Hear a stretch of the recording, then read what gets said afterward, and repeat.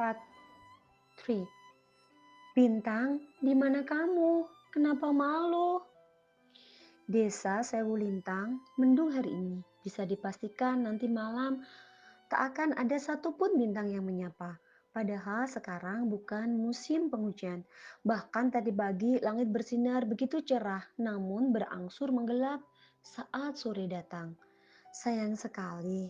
Padahal Nima sudah menyusun berbagai rencana untuk keluar dan menghabiskan waktu di pucuk kebun teh malam ini. Oh, tentu saja untuk bertemu bintang-bintang. Kenapa, Mbak?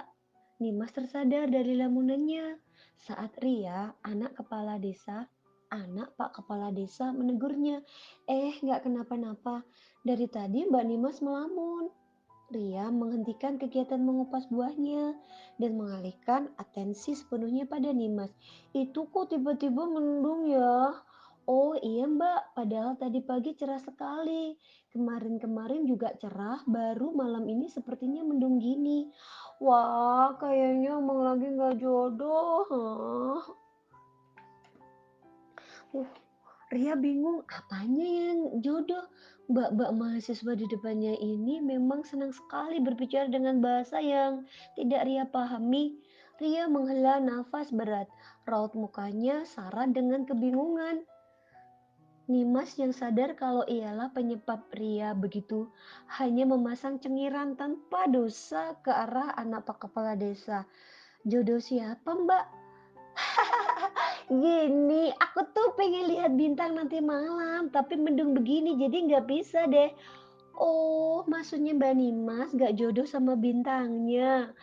Ria ini sudah besar, mungkin sudah lulus usia sekolah. Bahkan sebentar lagi ia akan dinikahkan dengan seorang pemuda dari desa sebelah. Tapi gadis ini sangat polos. Nimas tahu itu karena Ria sering termakan omongan tak masuk akal yang Nimas ucapkan.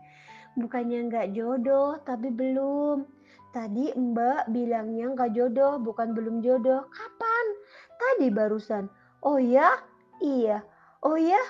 Baik. Ekspresi kesal mulai muncul di wajah Ria dan hal itu tentu membuat Nima sangat puas. Bisa ngerjain. Sebenarnya ia sangat ingin punya adik yang bisa ia jahilin setiap saat. Namun sayang kedua orang tuanya tersayang tak pernah punya rencana untuk menambah anggota keluarga lagi. Jadi katanya punya Nimas saja mereka udah pusing tak ingin punya Nimas kedua, ketiga dan kesekian. Nimas tertawa sangat puas saat Ria terlihat kesal karena keusilannya. Tak ingin rasa kesal Ria semakin larut, Nimas mengambil ponselnya dari saku dan memutar saluran radio dari benda persegi itu. Berharap radio bisa sedikit mencairkan ekspresi Ria yang masih kesal. Bisa-bisa Nimas diusir dari rumah Pak Kades kalau buat masalah dengan putrinya. Suara seorang penyiar laki-laki terdengar mengalun dengan begitu lembut. Nimas selalu kagum dengan para penyiar radio dimanapun. Karena mereka bisa mendapatkan banyak cinta dari penggemarnya tanpa harus menampakkan fisiknya di depan mereka. Bukankah itu lebih tulus? Nimas nih memang ada-ada aja. Sore semua pendengar setia Radio Lencana. Terima kasih banget teman-teman semua udah setia nemenin aku siaran dari siang sampai sekarang. Suara penyiar itu begitu renyah dan enak didengar. Bahkan Ria yang Nimas yakin baru pertama kali mendengar saluran ini pun ikut tertarik dan memasang telinga lebar-lebar. Oke, mari kita lanjutkan.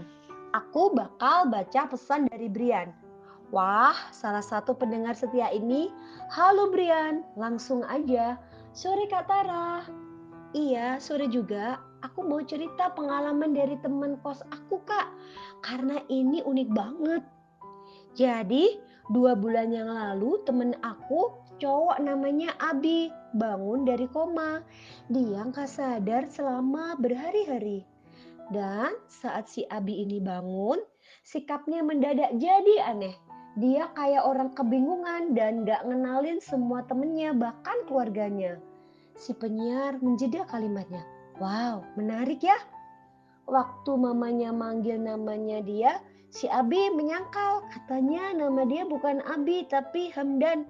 Awalnya kami kira dia amnesia atau apa. Tapi kata dokter dia sehat-sehat aja dan gak ada yang salah sama otaknya. Tunggu, tunggu, tunggu. Aku merinding loh teman-teman baca pesan ini. Kok serem banget. Terus dia siapa? Daripada penasaran, oke kita lanjut aja. Terus setelah itu teman aku udah boleh pulang dan selama di rumah tingkahnya masih aneh aja kak.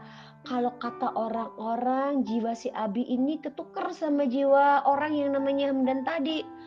Hah? Kali ini bukan si penyiar aja yang terkejut. Nimas dan Ria ikut terkejut sambil melototi satu sama lain. Ih mbak kok serem. Ria selain polos ia juga penakut rupanya. Gimana bisa jiwa ketuker? Nimas berusaha memasang ekspresi tenang di depan Ria agar tidak terlihat payah. Walaupun sebenarnya ia juga sempat merinding mendengarnya. Alah yang kayak gitu gak usah dipercaya.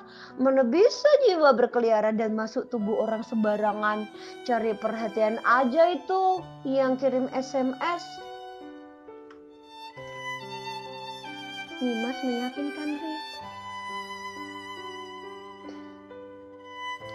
Di sisi lain, Biru tengah memejamkan matanya di sebuah kursi perpustakaan kampusnya.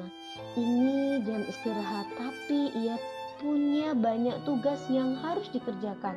Maka disinilah ia berada, duduk di antara buku-buku tebal yang sungguh tidak menarik perhatiannya.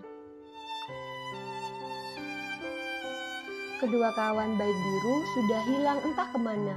Insa dan Nuri itu pemburu kursi kantin. Saat jam istirahat begini sudah dipastikan mereka berdua tengah menikmati makanannya sambil sesekali menertawahi mahasiswa lain yang mengantre untuk makan siang mereka. Biru lelah sekali hari ini. Itulah kenapa sedari tadi ia hanya menundukkan kepalanya di atas meja dan mendengarkan siaran radio lewat earphone warna biru miliknya. Radio Lencana selalu jadi favoritnya. Matanya sontak terbuka saat sebuah pesan aneh dari pendengar bernama Brian dibacakan tentang temannya yang mengalami peristiwa aneh selepas koma. Biru bergumam sendiri di atas mejanya sambil tetap tertelungkup menyembunyikan kepalanya.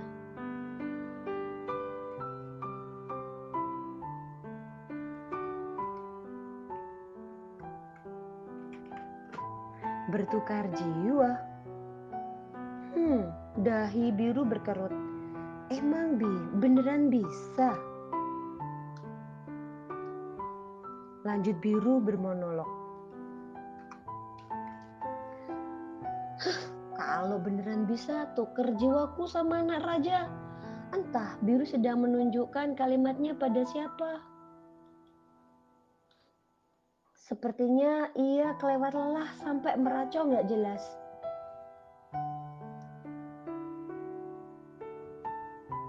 Senin pagi, entah bagaimana, selalu jadi hari yang melelahkan untuk Biru.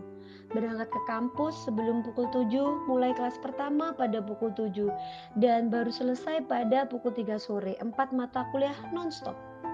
Di sela-sela jam istirahat makan siang, seperti biasa, Biru dan kedua kawan wanitanya tengah duduk di meja kantin dengan berbagai jajanan receh khas mahasiswa. Ih, minta! Seperti biasa, semua kegiatan pasti diselingi rengekan dari yang termuda, Insa. Ntar dulu, masih panas. Biru menghentikan tangan Insa yang hendak meraih mie instan berkuah milik Biru. Namun tak menghentikan tangan Insa yang masih bergerak heboh mengancam ketenangan mie instan berkuah itu. Membuat yang tertua dan yang paling bijak, Nuri menyodorkan beberapa ciki ke hadapan Insa. Nih, makan ini dulu, Sah. Aku udah lapar banget, Mbak. Iya, tapi tunggu dulu, itu masih panas. Saat Nuri sudah berpilah, tak ada yang berani menyangkal.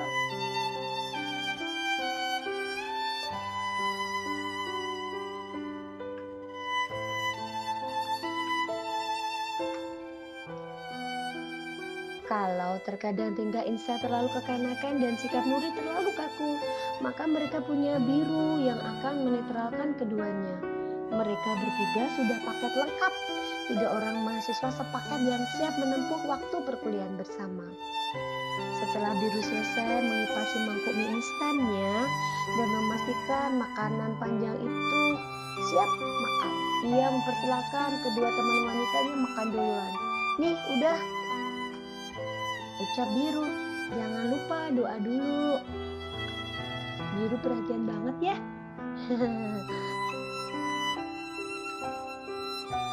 Insa nyengir, lagi-lagi ia ketahuan belum baca doa. Oh iya Ru, besok sore jadi kan ke tempat Mas Rudi? Besok ya Mbak. Biru dan Nuri larut dalam percakapan dan membiarkan Insa juga larut dalam makan mie instannya. Iya dong, kan tadi pagi udah deal. Mbak, aku lupa mau bilang, besok aku mau ketemu teman lama. Siapa? Nimas.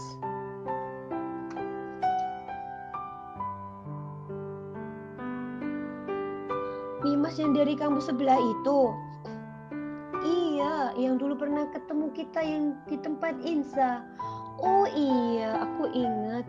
Biru menyeruput minuman dari kemasan plastiknya sebelum menyambung kalimatnya. Dimas itu ikut jadi sukarelawan gitu Mbak, buat ngajar di desa terpencil. Nah terus besok mau balik, dia turun di stasiun sini dan aku udah janji mau jemputin dia. Desa terpencil? Desa Sewu Lintang. Mata Nuri berbinar mendengar nama desa Sewu Lintang. Wah, desa yang bisa lihat bintang-bintang itu. Benar, tapi kasihan Nimas. Dari kemarin mendung terus gak bisa lihat bintang deh. Biru ketawa ngeledek. Biru ikutan miris, sahabatnya si Nimas itu sudah bercerita.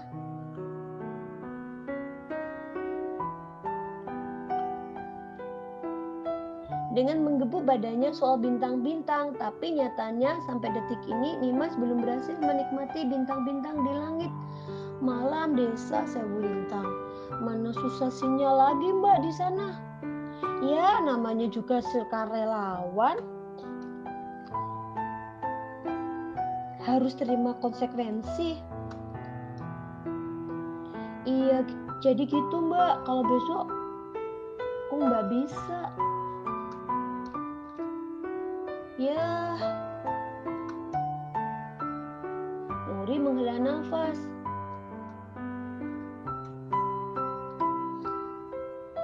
Nuri menghela nafas panjang. Ia tak mau pergi sendirian besok untuk meniru Rudi, salah satu senior di kampusnya.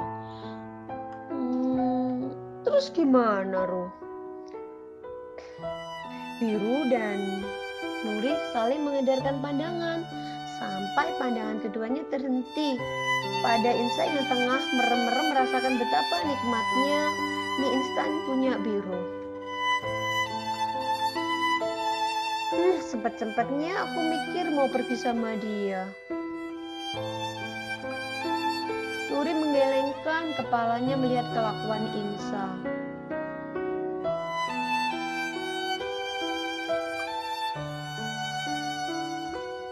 Mending jangan deh Mbak, buang jauh-jauh. Insa yang tengah menjadi topik pembicaraan keduanya pun terkejut saat membuka matanya dan mendapati kedua sahabatnya tengah menatap ke arahnya sambil geleng-geleng kepala. Apaan sih?